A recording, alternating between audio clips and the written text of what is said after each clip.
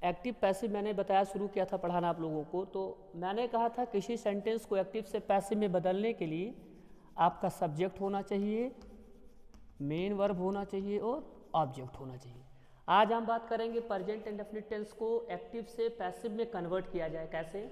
मैंने कहा था सब्जेक्ट का स्थान आपका ऑब्जेक्ट लेता है और ऑब्जेक्ट का स्थान आपका सब्जेक्ट लेता है, लेकिन अगर सब्जेक्ट के स्थान पर नाउन लिखा हो और यहाँ भी ऑब्जेक्ट के स्थान पर भी नाउन लिखा हो तो केवल सब्जेक्ट और ऑब्जेक्ट के स्थान में परिवर्तन करते हैं, शब्दों में कोई परिवर्तन नहीं करते। लेकिन इसका अपोज मान लीजिए कि यहाँ सब्जेक्ट के स्थान पर कोई प्रोनाउन लिखा हो और यहाँ ऑब्जेक्ट के स्थान पर भी कोई प्रोनाउन लिखा हुआ हो, तो हम अगर इसको सब्जेक्ट को ऑब्जेक्ट बनाएं और ऑब्जेक्ट को सब्जेक्ट बनाएं तो शब्दों के स्थान को परिवर्तित करने के साथ ही साथ हमें क्या करना पड़ेगा, शब्दों के रूप में भी परिवर्तन करना पड़ेगा, जैसे मैं आपको दिखाता हूँ।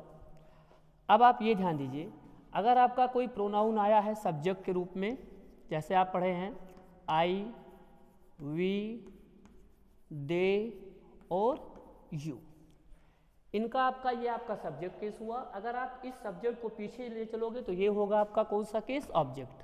आई का मी हो जाएगा, वी का अस हो जाएगा, दे का आपका देम हो जाएगा और यू का आपका सेम रहेगा। इसी तरह से जो और बचे हैं इनके साथ में आपके ही, आपका फिर आगे सी और इट, इनको भी आपको मिलेगा ये सब्जेक्ट केस। इसे हमें लिखना कहाँ है, पीछे ले चलेंगे तो होगा आपका ऑब्जेक्ट केस, अर्थात ही का आपका हो जाएगा हिम, सी का आपका बन जाएगा हर और इट में कोई परिवर्तन नहीं किया जाएगा। अर्थात मेरे कहने का मतलब कि यदि सब्जेक्ट के रूप में आपके ही, सी, इट, आई, वी, दे और यू लिखे हों और जब इन्हें हम पीछे ऑब्जेक्ट के रूप में ले चलेंगे तो ये ही का हिम हो जाएगा, ही का हर होगा, इट का इट होगा, आई का मी होगा, वी का अस होगा, दे का देम होगा और यू का यू होगा। इसी का अपोज हम मान लेते हैं थोड़ी देर के लिए कि ये तो सब्जेक्ट था आपका, ऑब्जेक्ट बना, लेकिन इसी क्रम में अगर आपका पीछे ऑब्जेक्ट लिखा हो हिम तो ये अभी तक इस क्रम में था कि आगे वाला जो सब्जेक्ट था वो ऑब्जेक्ट बना, इसी ऑब्जेक्ट को हमें क्या बनाना है, सब्जेक्ट। ऐसे अगर है सी का हर होगा, अगर हर पीछे है तो आपका बनेगा सी, इट में आपका सेम होता है, कोई परिवर्तन नहीं होता है। इसी क्रम में हम यहाँ आई और मी की बात कर लेते हैं, तो आई का मी होता है तो मी का आई, वी का अस होता है तो अस का वी होता है, दे का देम होता है तो देम का दे होता है, यू में भी नो चेंज रिक्वायर्स होता है, कोई परिवर्तन नहीं किया जाता।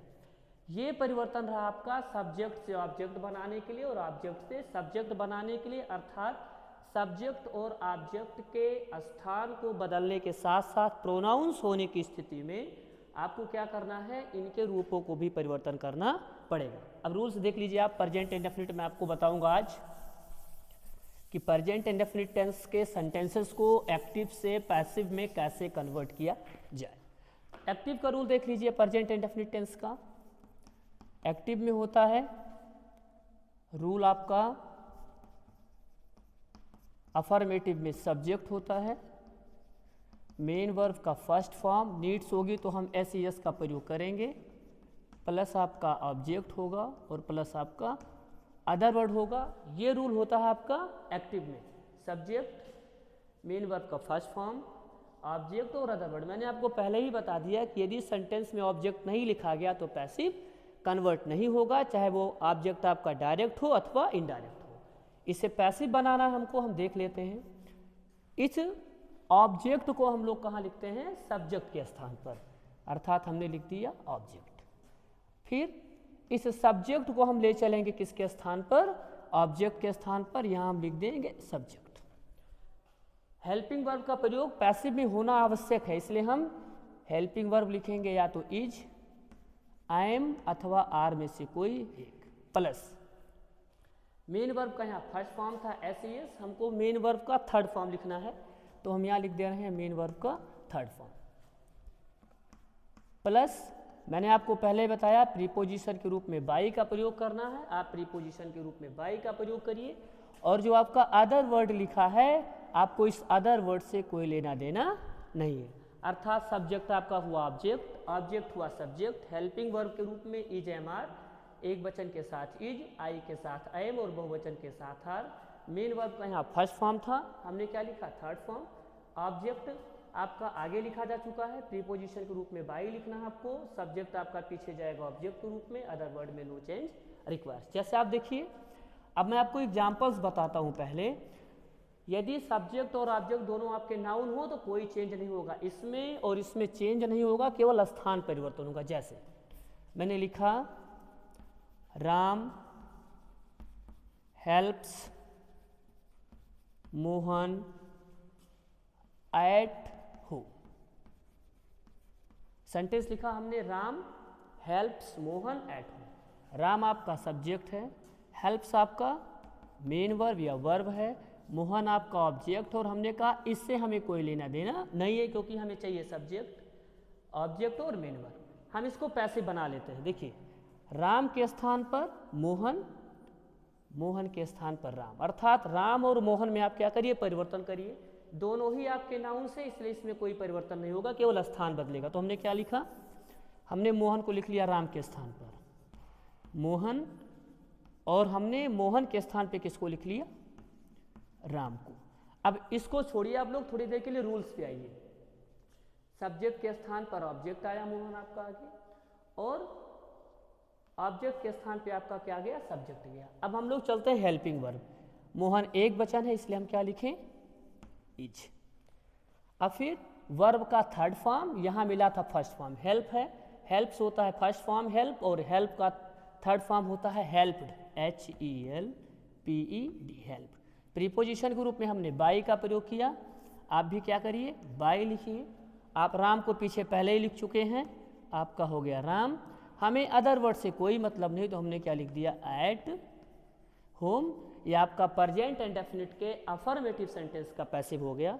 एक और सेंटेंस देखिए आप लोग, मैं आपको एक और एग्जांपल के लिए बता देता हूँ, जहाँ आपको सब्जेक्ट के रूप में अथवा ऑब्जेक्ट के रूप में क्या मिलेंगे आपके प्रोनाउंस मिलेंगे, जहाँ नाउंस नहीं मिलेंगे। जैसे दे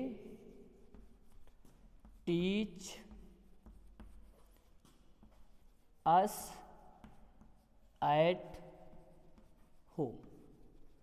सेंटेंस हुआ, हमें क्या चाहिए सबसे पहले हमको देखना है सब्जेक्ट मिला, हम फिर क्या देखेंगे मेन वर्ब, हमको ये भी मिल गया। इसके बाद आफ्टर दैट हमें देखना है ऑब्जेक्ट, हमें ये भी मिल गया। हमको क्या करना है अब सब्जेक्ट को ऑब्जेक्ट और ऑब्जेक्ट को सब्जेक्ट। मैंने आपसे बताया दे का देम होगा और अस का बी होगा, तो हम पहले अस को आगे ले आते हैं।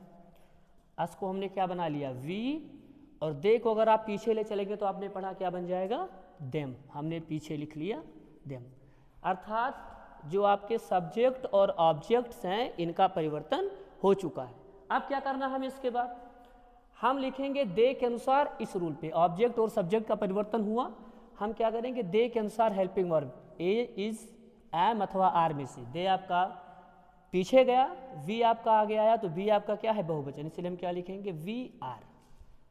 फिर हम चलते हैं मेन वर्ब का थर्ड फॉर्म, टीच का थर्ड फॉर्म हम क्या लिखेंगे टाट। दे हम हटा देते थोड़ी देर के लिए क्योंकि बाई छोटा पड़ जा रहा जगह है इसमें। फिर हम लिखते हैं इसी रूल के अनुसार by plus excuse me plus दे का क्या बना आप लोग देखे हैं देम, और आपका अदर वर्ड से कोई मतलब नहीं है तो हम क्या करेंगे एट होम को सेम क्या कर देते हैं उतार देते हैं।